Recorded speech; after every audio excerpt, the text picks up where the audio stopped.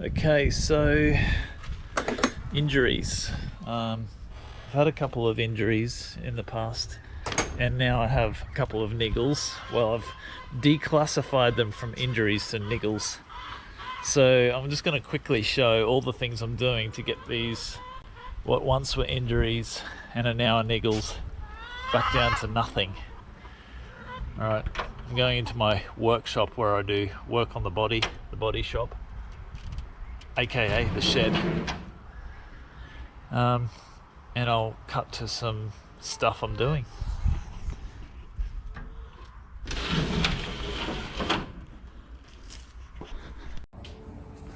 Okay, so it is Saturday, and Saturday is my long run day. All week this week I've been doing some exercises before my run to heal up my niggles. So niggle number one is my hip. I've been to a physio and they said the hip is strong, but it's having trouble with endurance. So if I run much longer than 30 minutes, it starts to get a bit achy, and I can feel it the next few days. So the physio's given me a few exercises for the hip, and I'll just demonstrate them now. I've got a kettlebell. The kettlebell is essentially just an anchor for this band, and I wrap the band around my hip. I stick my hip out and I twist.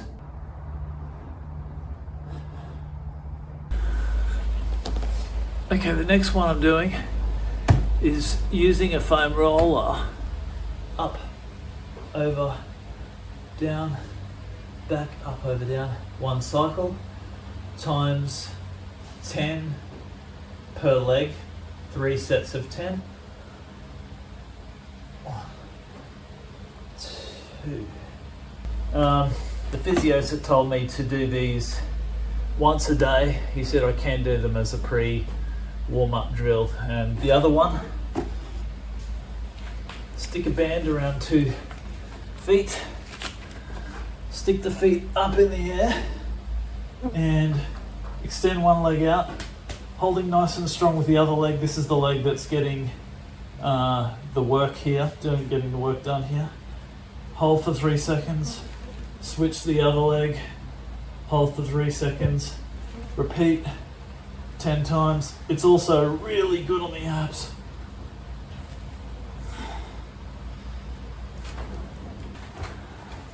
Got the Theragun here, making sure my body is nice and keep the blood circulation by just giving the body a bit of extra massage and maintenance and care. Okay, so that's the hip. The length of the run is causing problems with the hip.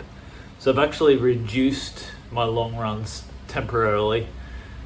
Today on the calendar I had a 55-minute run, knocking 20 minutes off of that. And what I have done, and what you can do as well, is if you get an injury, do some troubleshooting. I did some troubleshooting. I tried different types of runs and found that my hip actually tolerates harder efforts better than easy efforts. So I actually have to back off on the easy efforts. That doesn't mean I can go crazy on the hard efforts too, because I could cause an injury somewhere else in the body. But essentially, I've got a training, a run on the calendar with some intensity in it for my long run. Where I've reduced the volume is actually an easy portion, which is triggering my hip. So I should be able to run today's run without any issues, and I'll report back on that. I mentioned 2 injuries. The other injury, sometimes I think it's not really an injury and it might be in my head, but after I figured out this hip thing, that it was okay with harder efforts, I went out and did a hard effort, and I probably overcooked it a little bit. I wasn't quite ready for it, but the next day I felt there's something a little bit off in my foot. And for a long time, I couldn't work out what it was. Is it a tendon? Is it a bone? Of course, if it's a bone, you're in trouble and you really need to stop. But most of us runners, we don't like to stop. Anyway, I did keep running, and it didn't get significantly worse. After seeing the physio, he gave me a full testing, and he said the chance of it being a stress fracture is so low that it's not even worth worrying. So I've put that out of my mind. The things I'm doing to help my foot are stabilization. So I got this yoga mat here. It's quite soft, and I'll just like stand on one foot for 2 minutes and swap to the other foot. I've been doing daily calf raises on the end of the stairs, so I'm balancing on my toes. I've also been doing stand on the plate, back foot elevated, and do these. Now what's happening here is I'm not really doing much to challenge my glutes with that weight there, but what I'm challenging is the structures in my foot and really trying to get the tendons to work a bit more. And when I figured this one out myself as well, basically try everything till you can find the solution. And I had a bit of a sore foot after a run, did these, and the next day it felt better. So if that happens, you know you're onto something. Now, I'm not doing these daily because they're a little bit too intense. I don't want to overdo it, but maybe every second or third day. The other thing I'm doing is modifying my footwear. So I tend to like to run a lot of Ks in a single shoe just to get my most value for money out of it. Probably turn this fan off, it's probably noisy.